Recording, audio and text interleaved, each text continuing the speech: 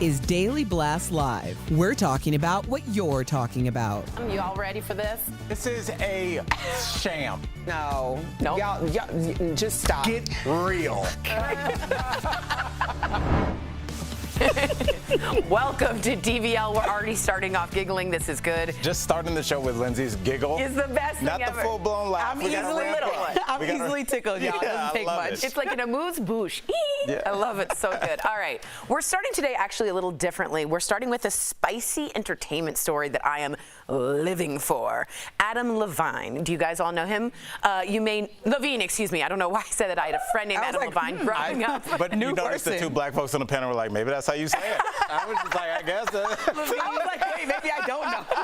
I apologize. I'm thinking of a lot of things right now. You may know him from Maroon 5, of course. He is being accused very publicly of having an affair with an Instagram model. So let me give you the backstory here. Adam is married to model Behati Prinsloo. They have 2 kids and 1 on the way. She's currently pregnant.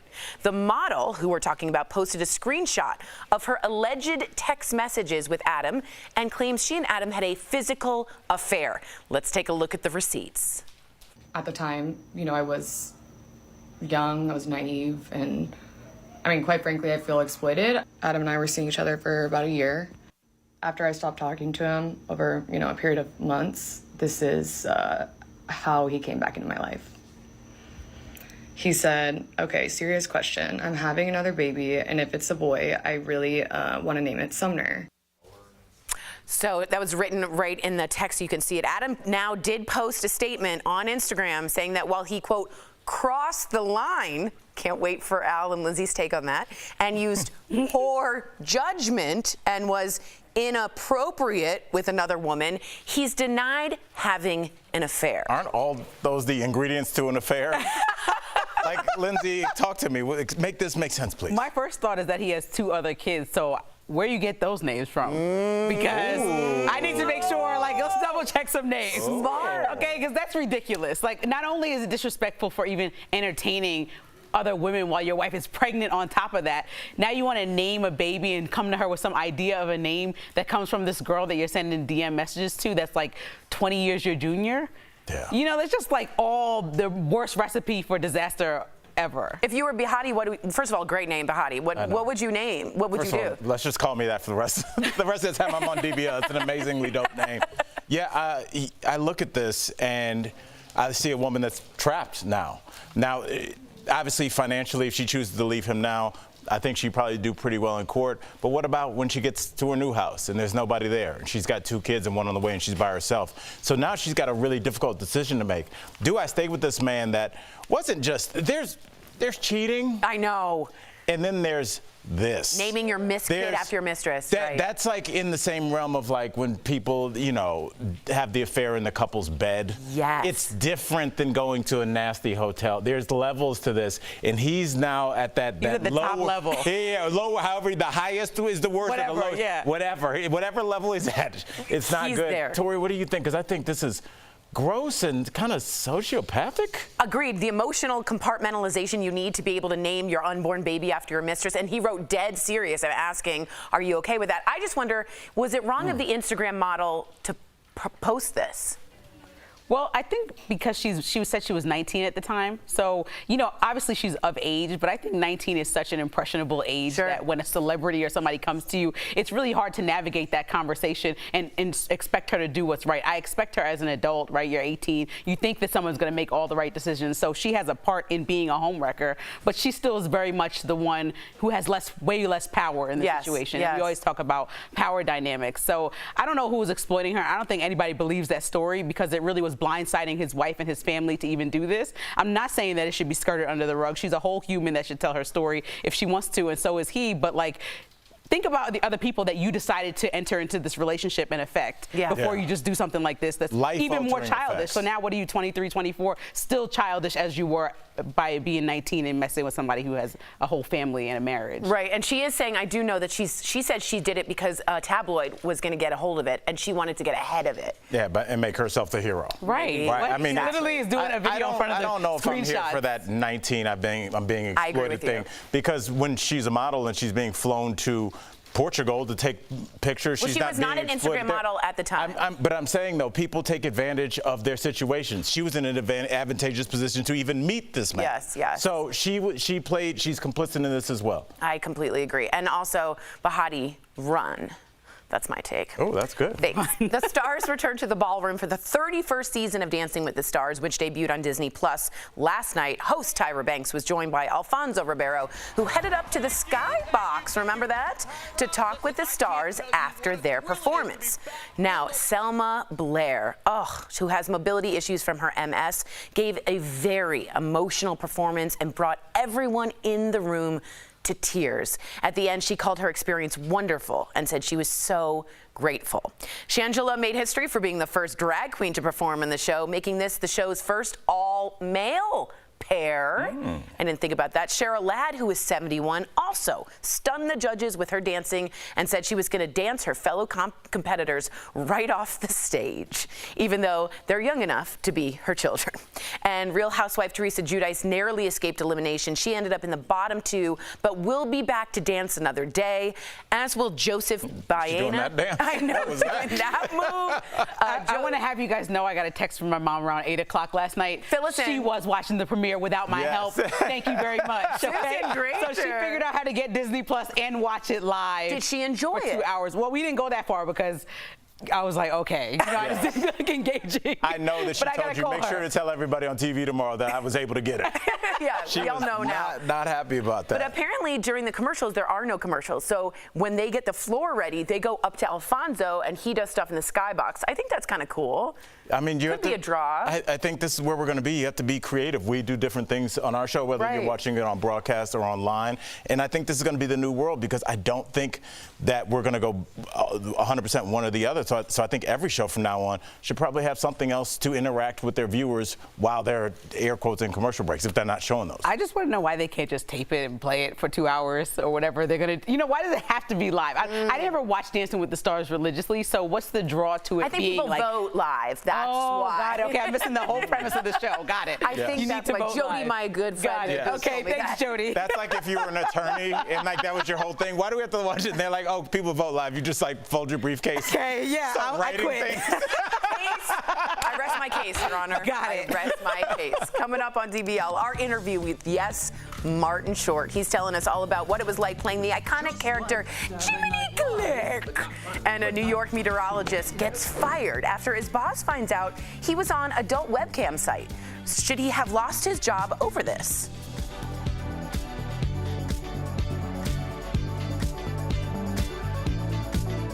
Closed captioning provided by Hey, just stopping by to say we're taking over. We're made of this. We're taking over. You know what time it is. We're taking over.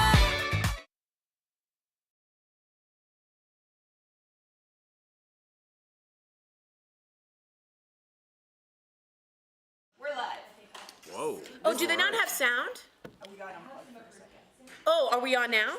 Excellent. We're I want back to say on. I love how everyone in the YouTube community is really, is it called vigilant? Yes. Vigilant with everything that happens. They're like, the syncing is off, this is happening. They literally let us know. So thank you guys so much for paying attention that closely because we know people are really watching and like He said it the other day interacting. when we were talking to when it was Jerry, and he said, we think we're doing our normal things, but they stare at us and they're like, Lindsay's acting like her neck I hurts, agree. and like, And why what- does Al seem distant? Like, but Probably they because my probably- braids are super tight or something. but they probably know us in a weird think that- way better than we know ourselves. That's why, being a comic, I would always ask other comedians, like when I got off stage, like, how did I do? And don't say good show. So because he's that's- silly. I Like need more you to tell me, like, quieter or left we too many still don't know. pauses. Right. Like, Yeah, they'll got be a little like, awkward. yeah, you didn't, or they're like, hey, you didn't face the left see. side of the Okay. audience at all. That's like the only way to do it. It's like That's crazy. subconscious things you don't think about it. Your hands in your pocket during that joke, and it looks weird, and it makes you think you want the me to audience go think you're zipper gonna pull something out, but you don't. it's these little things where the only people that look at you almost from that macro bird's eye drone shot, where you're just like, oh, that thing can give you the best like insight on.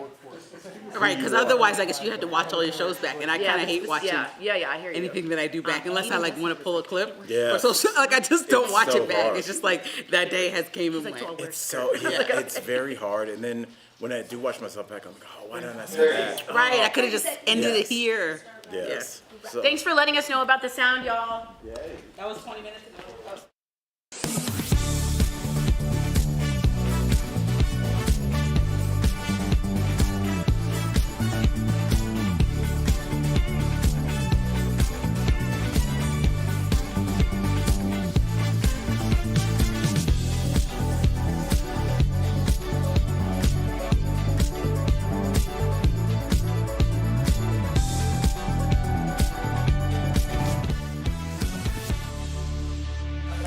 Welcome back. This is a really interesting story. I want to get all of your takes on that. So write us in on YouTube and at our app. A New York weatherman has found himself at the center of his own personal storm. Clever. I know, that was well written, Michael D. Meteorologist Eric Adam was fired from his job, get this, after someone sent nude photos of him to his boss and his mother. According to a post by the weatherman, someone took screenshots from an adult webcam site that he appeared on voluntarily. Adam explained that he had engaged in compulsive behavior, inappropriate for a public figure, and is seeking professional help. But this is really important. He also defended himself, saying, quote, "Let me be clear. I do not apologize for being gay or for being sex positive. Those are gifts, and I have no shame about them." He also asked future employers to, quote, "Please judge me on the hundreds, thousands of hours of television that I am so proud of and not the couple of minutes of salacious video." So the question to you all and to you is, should he have been fired for this? And would you hire someone in this situation? I want to let you all know he is suing to find out who the person was, because he still does not know who found those screenshots and sent it to his mama. I think and his boss. the bigger question first is, who has that much of a vendetta that they went to this site, screenshot it, and found his mom's contact information, sent it to his mom and his boss's contact? That's like a lot of work. Somebody obviously has a direct issue. I wouldn't think that it was just a random viewer who liked him and was like, "I'm so surprised." Right. It feels like it's somebody A who knows relationship him or something closely that wants to sabotage and ruin his life. And it's just like, well, what's the beef? Would you have fired this person, Al? What do you think? Is this worth firing? This is his own time. Remember, he did this in his own free time. So whatever you do in your free time, Al, you're saying at this point, can that affect my job? It absolutely can, said the stand-up comedian. Yes. What you do outside of these walls, you are bringing them inside of these walls when you appear on this show or you appear on his weather set. And honestly, whatever he's done, for as much as I'm sex positive and I want you to have the life that you are supposed to have, that does reflect on the station, whether it's fair or not. That is going to be a part of when people click on your station and they see a couple bullet points. That's going to be one of them. The weather person for that station will be something that viewers will see. But that's because I'm not saying it's right. Right. I'm just saying it is. And so if that's where we're coming from, Lindsay, is it unfair to hold this news station to a standard that maybe we wouldn't do for our business? You own a business. Well, I didn't watch the video because I just didn't want to watch it. But like, also, I think that people like try to pretend like you're one person and everybody's one dimensional. Like, people are a lot of things, right? And so even when you're in corporate America, in any job that you're in or any position, you know, you're being who you are there, but you have many layers to you, most people that are normal. And so like, you showing some of those layers are like unsavory. Like, some people don't share a lot of things they might say to their family or do around certain people that they're super intimate with or close with. So it's kind of weird to me that he decided to put it on this public website. I think that's where it went left. But like, people, whatever he was doing, people acting like they don't also do something similar. Yeah, yes. I got to be honest here. I really disagree with you, Al. I think that someone in the privacy of their own home has every right to do whatever they want. If it's not illegal, it's consensual. Someone took these, stole those photos, posted them, which in itself feels unconstitutional. And if I want to go do crazy drag queen, nude trapeze artist things, and then I come into work and I keep that set private, shouldn't that not reflect on me? Maybe as a public figure, I see your point. What if you leave DBL and you post racist, homophobic, misogynist things on your own Tori Shulman channel, which you would never do. Right. But why is sex being compared to hate? But I'm saying anything. That's a great no, I'm point. saying in terms of generally. Right. Do I want any of those things associated with my brand, with the DBL brand, with the Lindsay But is Granger sex Productions positive brand? bad to be compared? You're sex positive. Maybe Right. your viewers are not. Right. I'm sex positive, but maybe DBL's viewers are not. So Right. I can't ask DBL to put that on their back, to put my decisions after I leave this work. But it's none of their business. It's out right? there. It's absolutely not their business. It's totally unfair. Totally unfair. Let us know what you guys think. We'll be right back. Good talk, guys. What if you could whiten your teeth? Drivers are concerned about anything that makes driving more expensive, including their fuel economy. So a viewer emailed us saying, "We've seen complaints of much lower fuel economy on cars. Are they adding more ethanol, and is this causing the issue?" To answer this question, we turn to Sean Huff, a researcher at the Oak Ridge National Laboratory, the U.S. Department of Energy, and Robbie Russell, owner of Engines Express. Huff said ethanol has been blended into gasoline for the last 2 decades to increase the octane level in gas, which prevents the engine from knocking. Because that can be damaging to the engine. It can also cause the engine to not produce as much power or be as fuel efficient as it otherwise would be. According to the Department of Energy, ethanol contains less energy than gasoline, so the more ethanol in the blend, the lower the gas mileage would be.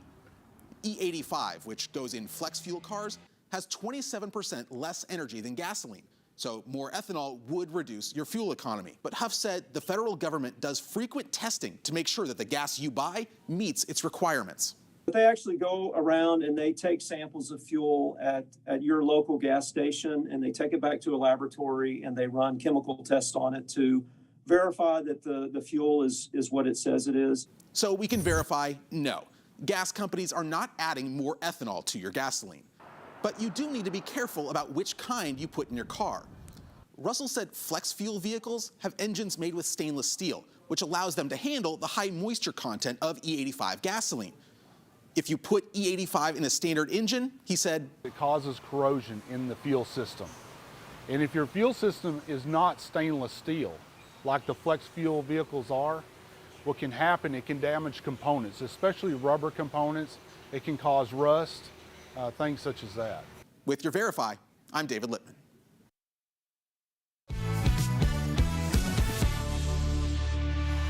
Martin Short is one of the most beloved comedians in Hollywood, playing hilarious characters we all know and love.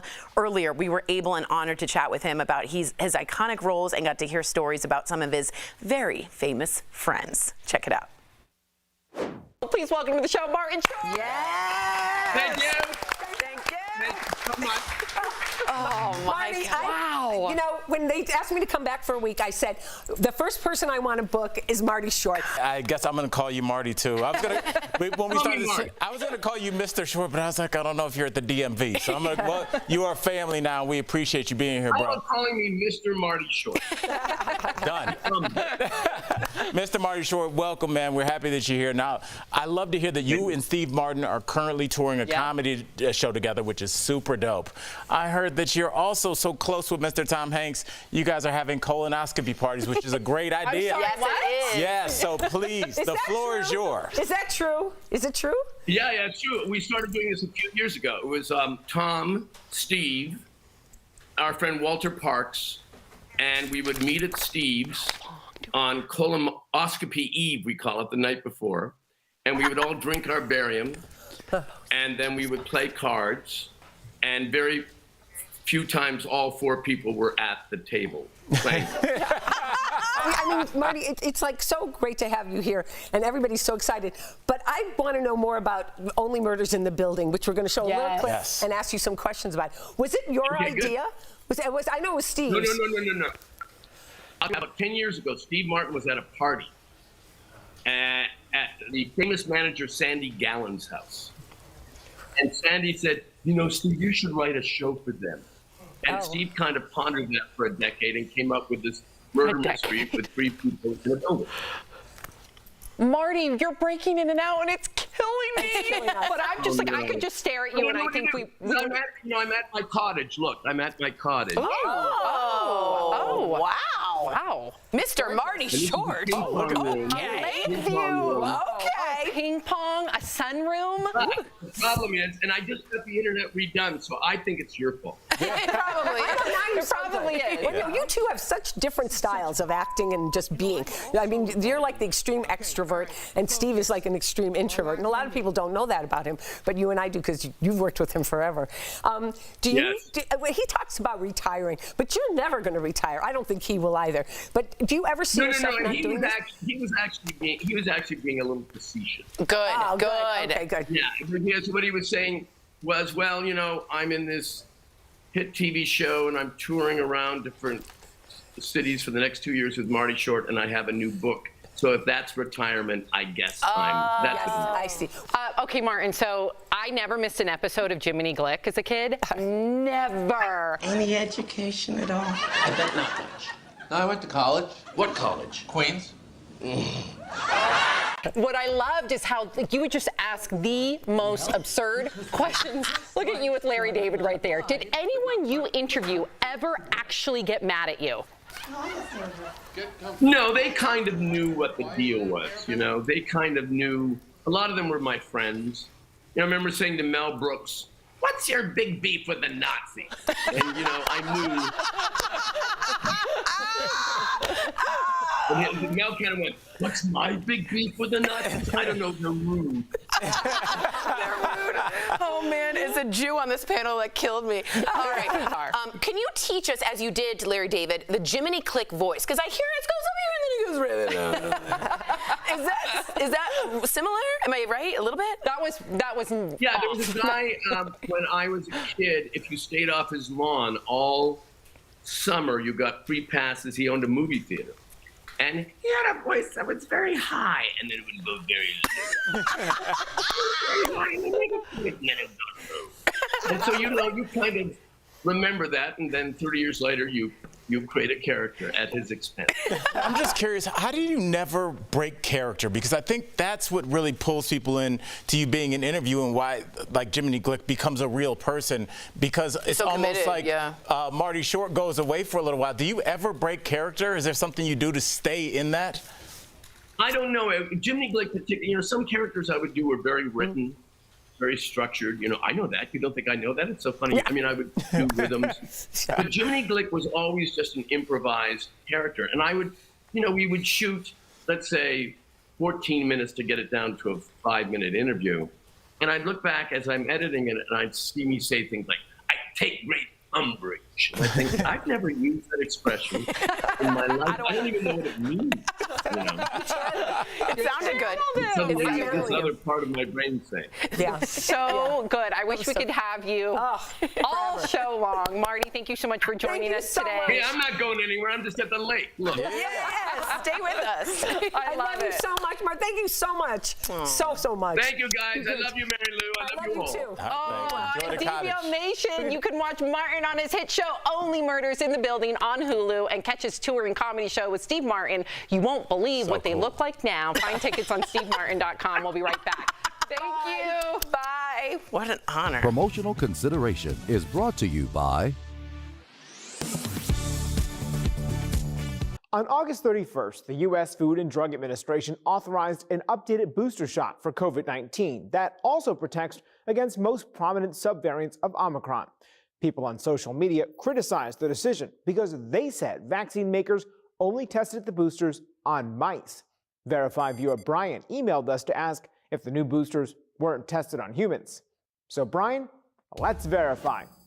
Were the updated Omicron booster shots tested on mice, not humans, before they were authorized?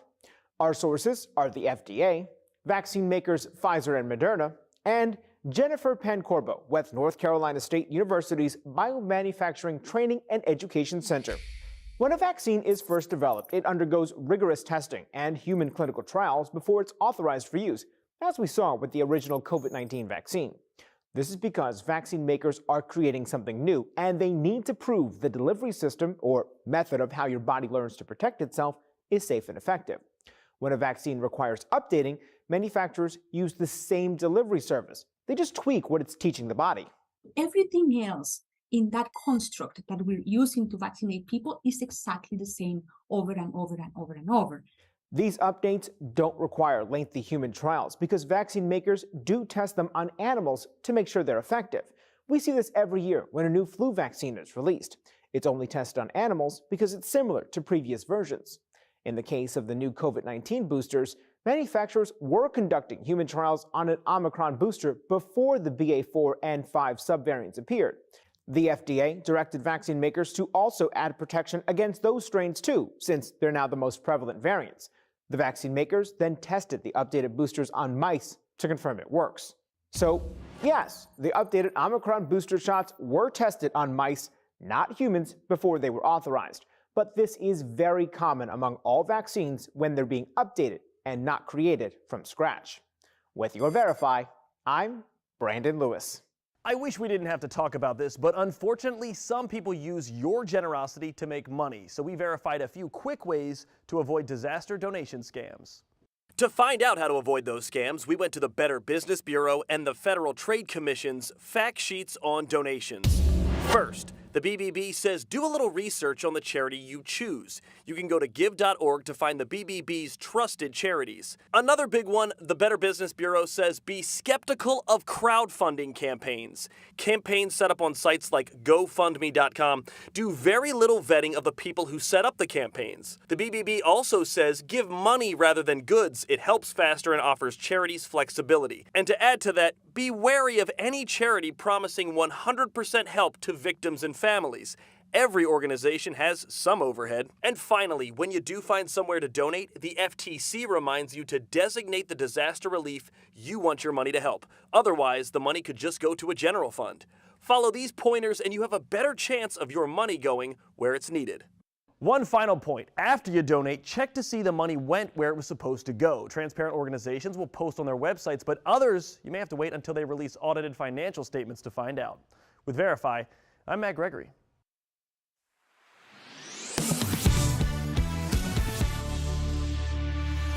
Welcome back. Are you on your phone right now? Well, you might want to put it down unless you're watching this show. It's time for some joint and muscle support brought to you by Omega XL. So doctors are seeing more and more patients for injuries caused by smartphones. Text neck is also one of the most common, along with pinky pain. That's prolonged use of our phones puts a lot of stress on our muscles and our joints, which cause inflammation and can lead to pain and other problems. If you're experiencing these problems, switching to a smaller, lighter phone could help. But if your pain is so severe, it might be time to consult a physical therapist. The simplest solution to fix the pain, use your smartphone less. Omega XL has improved the lives of millions of consumers, supported by 30 years of clinical research. Omega XL's powerful and proven benefits have transformed the lives of athletes, celebrities, and dedicated daily users. So call 1-800-686-5325 or visit Omega XL for more information. Real quick about the weatherman convo. We got a lot of people writing in. James B. Public TV personalities have a responsibility to the networks to abide by its moral clauses in their contracts. They have no right to employment, only lawful treatment. But Just Me says no one should be fired from their job because of their private personal behavior unless that behavior directly negatively impacts the work. Interesting. Y'all are good and smart. We'll see you tomorrow. Be good to yourself. Bye.